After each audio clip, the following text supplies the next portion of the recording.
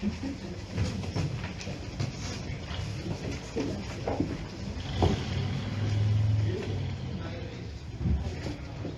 you so much, Nina and Lisette. I know I speak for your entire family in America when I say it is a wonderful pleasure to have you and the entire family, so much of the family here represented.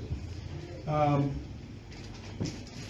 of the ashes of the devastation of the Second World War and the systematic murder of 6 million Jews in Europe, including 75% of the Jews in Holland, there's one very strong ray of light on the not too distant horizon.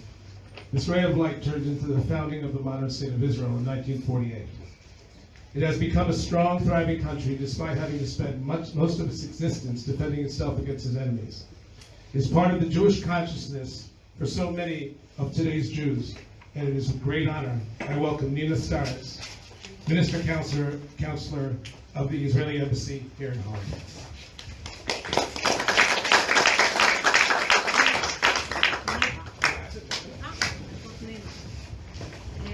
Hello. I'm not sure I'm using. What? You know what?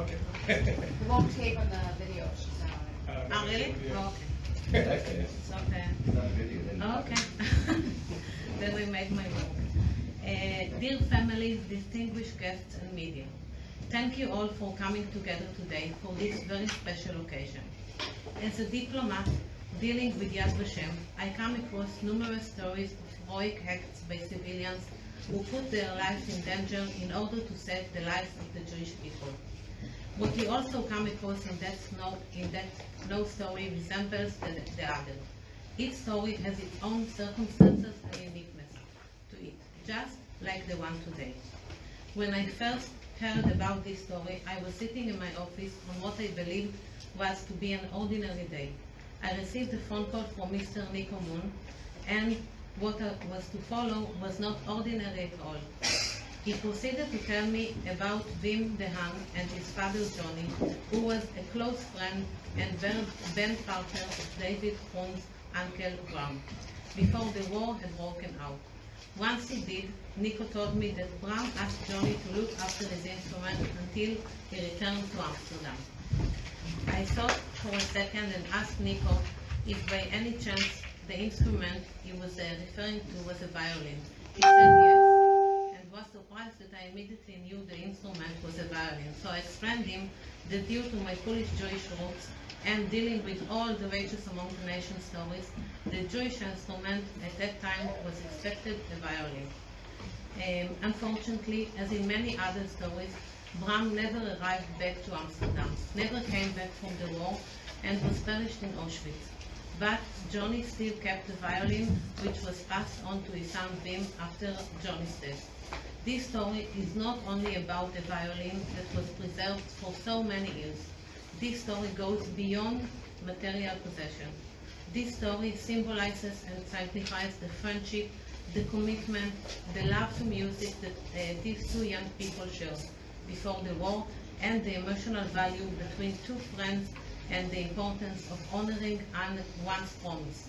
This story shows that you don't need to be the same in order to share values, culture, and love to music. People are people. Music is music, and it really does not matter what your religion or ethnic background is. It is fair to say that the Jewish community and the Netherlands have had a very dark relationship in the past. It is, however, also fair to say that this relationship is being fostered and developed in the present. It is important to nurse this relationship and give recognition where recognition is due. We need to expose to the past so we can learn from it and pass our knowledge down to the present and future generation to come. I want to thank all families and involved people for including me and the Embassy of the State of Israel to be part of this unique story and today's event. Thank you for sharing your story with us.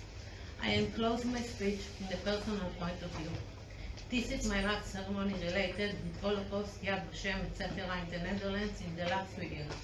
In less than 2 weeks, my family and me are going back home to Israel. After 6 years in Sweden and Israel. I am very proud to say that through these 3 years, we gave a special priority to these unique stories. we honored more than 110 Dutch and Jewish families with Yad Vashem decoration, Righteous Among the Nation. To enclose this time being part of your unbelievable story, it's a great honor for me. Toda Rabba and Shalom.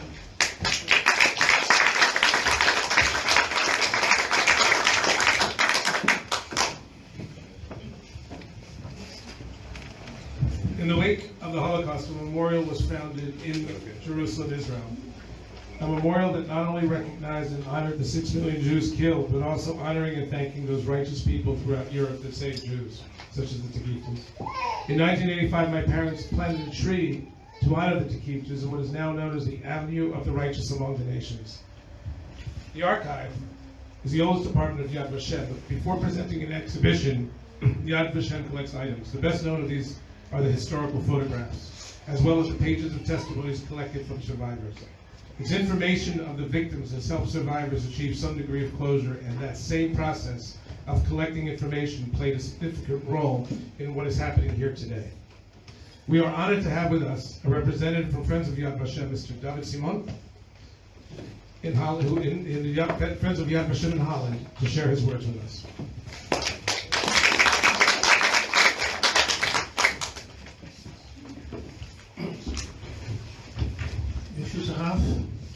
Minister Councillor of the State of Israel, Mrs. Nira Stein, dear family members and friends of the Groen family, dear guests.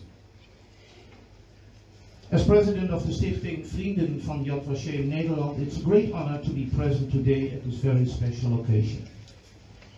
Today, a very important lost item will be coming to live again and handed over to those who will look after it from now. The history of the Jews, especially here in the Netherlands, is a long one. Since the 15th century, Jews lived here in peace with all other religions and other inhabitants in this country. Certainly, the city of Amsterdam played a main role in this history, as here lived the most of the Jewish population. And I'm proud that I was for 13 years the president of the Orthodox Jewish community in Amsterdam. I would like to present you some, in essence, terrible figures to show you how important it is also for the far and near future to remember. In 1940, were in the Netherlands 140,552 Jews. 170,000 were sent to the many concentration camps, from which 5,000 survived and came back. From the 140,552 Jews, approximately 25,000 were hidden by very good non-Jewish Dutch citizens, as well as 6,000 children. From these 31,000 hidden persons, about 12,000 were also recovered by the German occupiers and sent also to the camps. Nowhere in the north and western of Europe so many Jews were killed as in the Netherlands. As Mr. Groen already said, 75% of the Jewish population in this country were murdered. A very famous Dutch Jewish professor, Jacques Presser, made a study after the war, and he wrote following words: 5% of the Dutch population was very good and helped Jews. 5% was extremely bad and sold Jews for 7 gulden 50 to the Germans. And 90% closed their eyes for what happened around them. From the first mentioned 5%, Hubertus and Geeskes de Kiefte were a part of, and they deserve our greatest and deepest respect. And it's a fantastic moment to see today here a daughter and granddaughter and family of them to be present at this very special ceremony. 5% only, ladies and gentlemen. A terrible figure, and it is said that the world still is of the opinion that Holland had a lot of Anne Franks. In other words, the PR of the story of the Second World War is that the most of the Jews in the Netherlands were rescued, which is not the case, as I illustrated with the given figures. I will give them in my temple and within my walls a sign of memory and a name. I will give them a name forever. This is a verse from the book Isaiah, part 56, verse 5. And this is written on the official certificate of Yad Vashem. Yad Vashem means a sign of memory and a name. In 1953, the Israeli parliament, the Knesset, founded the Institute of Yad Vashem in Jerusalem to make a study and to investigate. Yad Vashem is investigating still the reason of the Holocaust, as well as the terrible facts during the Second World War. The death industry was developed by the Nazis, and it was an unbelievable dimension.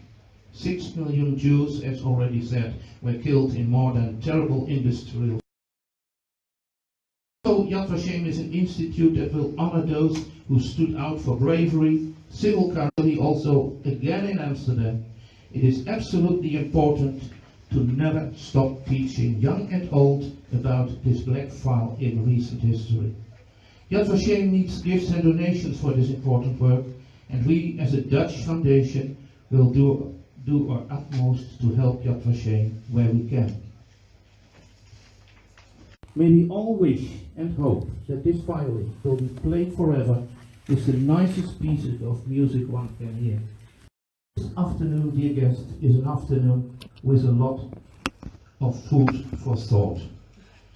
Yad Vashem, as well as in Jerusalem, as in the Netherlands, will always go on with preserving stories as the one today, and as long as possible honor those brave people who helped and saved Jewish souls. May we all be witness all the good work up to 120 years. Amen. Term here today.